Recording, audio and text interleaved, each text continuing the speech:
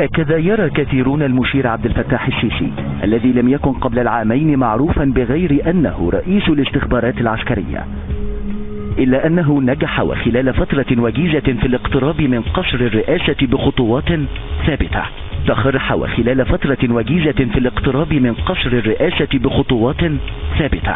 وفي منتصف عام 2012 عين مرسي السيسي وزيرا للدفاع لتسري تكهنات بأنه إخواني الهوى. الشعب المصري الذي يدعوها لنصرته لا يدعوها لسلطة أو حكم، لا يدعوها لسلطة أو حكم.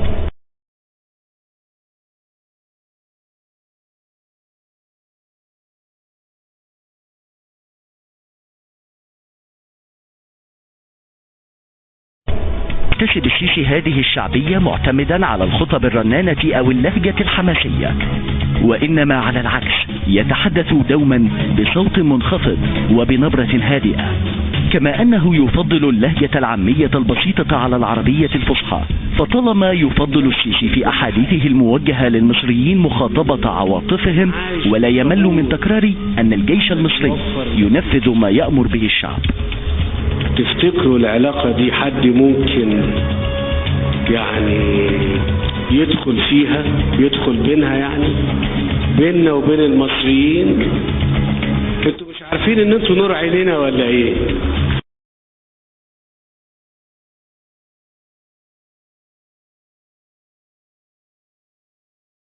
من يومين ثلاثة واقف عبد الفتاح السيسي القائد العام للقوات المسلحة يؤدي دور الممثل العاطفي الذي يستجلب رضا الناس، انه عولوا على الجيش، وتاني يوم الصبح يكتب وائل الابراشي وابراهيم عيسى وبتاع الوفد وبتاع المصري اليوم وبتاع اليوم السابع وبتاع الدستور وبتاع صوت الامة وبتاع الفجر كله يكتب تاني يوم عولوا على الجيش، اعتمدوا على الجيش هو الامل.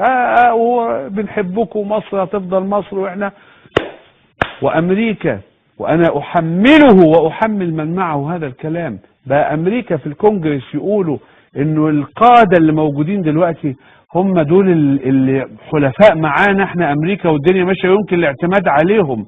وما يطلعش تصريح من المتحدث الرسمي العسكري في مصر، تصريح صغير قد كده، يقول ان القوات المسلحة جزء من الدولة وتأتمر بأوامر قائدها الأعلى وهي ملتزمة بذلك، وليس بينها وترفض أن تعتبر جزءا من حلف مع أي جهة أجنبية.